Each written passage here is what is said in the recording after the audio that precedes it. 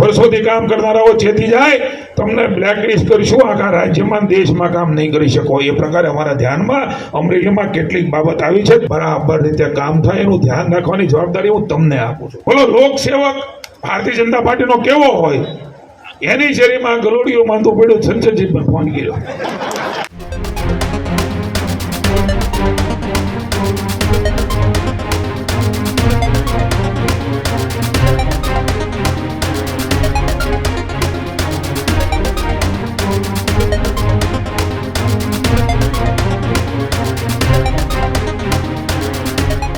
સમાચારોમાં આગળ વાત કરીએ અમરેલીથી એક મહત્વપૂર્ણ સમાચાર સામે આવી રહ્યા છે કે જ્યાં રાજ્ય સરકારના કેબિનેટ મંત્રી જીતુ વાઘાણીએ અમરેલીના પ્રવાસ પર હતા.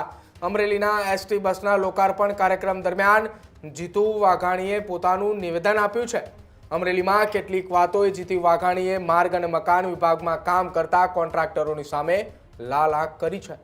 કોઈ પણ કામમાં કોઈ કોમ્પ્રોમાઇઝ કરવાના નથી અને સાથે જ જીતુ વાઘાણીએ લોકોને અને સાથે જ પ્રતિનિધિઓએ બંને નિરીક્ષક બને તેવું વાત કરી છે. અમરેલીમાં કેટલીક બાબતો અમારા ધ્યાન ઉપર આવી છે અને કેટલીક બાબતોએ ધ્યાન પર આવતાની સાથે જ ત્યાં ઉપસ્થિત એક કોન્ટ્રાક્ટરોને તેમને ટકોર કરી છે, રિપોર્ટ મંગાવ્યા છે અને વિજિલન્સની તપાસ પણ મુકાવી છે. જ્યારે રિપોર્ટ આવશે અને વિજિલન્સની તપાસ પૂર્ણ થશે ત્યારે કાર્યવાહી કરવામાં આવશે. જીતુ વાઘાણીએ ધારાસભ્ય અને ઉર્જા મંત્રી કૌશિક વેકરિયાના જાહેરમાં વખાણ પણ કર્યા હતા અને કોંગ્રેસ અને આપને નિશાને લઈને જાહેર મંચના કાર્યક્રમ પરથી જીતુ વાઘાણીએ એ પ્રહાર પણ કર્યા હતા. અમરેલીના કુકાવાવની અંદર જીતુ વાઘાણીએ મુલાકાત દરમિયાન એસટી બસના લોકાર્પણ કાર્યક્રમમાં હાજર હતા. કુકાવાવને નવું એસટી બસ સ્ટેન્ડ મળ્યું છે અને એ લોકાર્પણ કાર્યક્રમની અંદર રાજ્ય સરકારના મંત્રી કૌશિક વેકરિયા પણ ત્યાં હાજર હતા, સાંસદ ભરત સુતરિયા પણ ત્યાં હાજર હતા અને અમરેલી શહેરના અને અમરેલીના આસપાસના વિસ્તારોના એ તમામ ધારાસભ્યો પણ ત્યાં હાજર હતા. આ તમામની વચ્ચે જીતુ વાઘાણીએ માર્ગ અને મકાન વિભાગના મંત્રીને લઈને ટકોર પણ કરી છે. ટકોર કરતાની સાથે જ માર્ગ અને મકાન વિભાગના જે કોન્ટ્રાક્ટરો છે, જે પોતાના કામોની અંદર લાલિયાવાડી ચલાવી રહ્યા છે, તેમની સામે તેમને લાલ આંખ કરી છે. લાલ આંખ કરતા જીતુ વાઘાણીએ આપ અને કોંગ્રેસના નેતાઓને પણ આડે હાથ એ જાહેર મંચ પરથી લીધા છે. શું કહ્યું જીતુ વાઘાણીએ લોકોને પ્રતિનિધિ બનવા માટે, નિરીક્ષક બનવા માટે અને સાથે જ કોન્ટ્રાક્ટરને શું ચેતવણી આપી કે જેના કારણે કોંગ્રેસ અને આપના નેતાઓને પણ તેમને આડે હાથ લીધા, સાંભળો એ પણ. આજે મંચ મળ્યું છે ત્યારે અહીંયા કલેક્ટરશ્રીને અવારનવાર કહ્યું છે, તમને પણ કહીએ છીએ, ભૂપેન્દ્રભાઈએ કહ્યું છે રોડમાં કે અન્ય કામમાં કોઈ કોમ્પ્રોમાઇઝ કરવાના નથી. તમે એના નિરીક્ષક બનો, લોકો નિરીક્ષક બને, પ્રતિનિધિ નિરીક્ષક બને. ખોટું થતું હોય તો કલેક્ટરને કહો, અમે એને જે કરવું ઘટે કરવા માટેની ભારતીય જનતા પાર્ટીની સરકારની તૈયારી.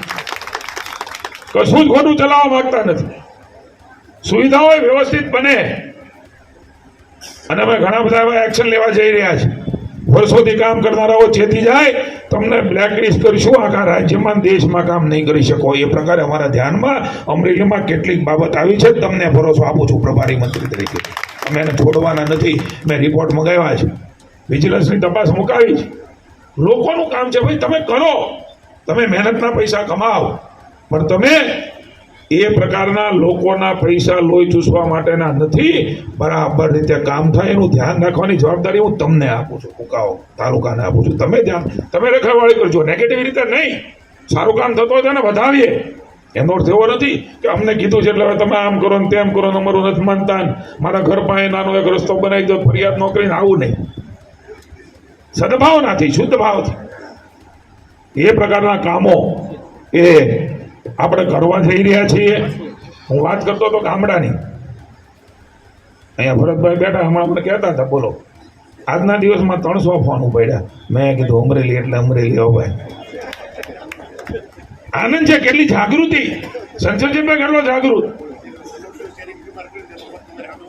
બોલો, લોકસેવક ભારતીય જનતા પાર્ટીનો કેવો હોય એની શેરીમાં ગલોડીઓ માંદું પડ્યું, સંસદજી પર ફોન કર્યો.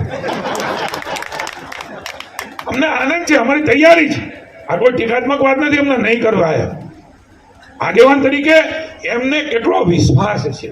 ભાઈ કૌશિક પ્રમુખ હતો ત્યારે 108 કહેતો, 108 જેમ દોડે. કૌશિકના ફોન આવે કોઈ પણ ગામમાંથી એટલે નામથી ન ઓળખતો હોય ને, એ સમયે કોઈ વ્યક્તિ નહોતો આખા જિલ્લાની અંદર. હું જ્યારે અહીંયા આવતો એ વખતે પ્રમુખ હતો, અન્ય કામમાં આવતો. કહેવાનો મતલબ કે લોકોની સાથે જોડાણ કેટલું બધું ભારતીય જનતા. બાકી કોંગ્રેસ વખતે મજા આવે હો, અમને યાદ છે નાના હતા ત્યારે 5 વર્ષ માઇન્ડ પાછા હતા. સામે કોઈ વિકલ્પ નહોતો એટલે ઠીકરું મોટો ઠીકરું છૂટાઈ જાય.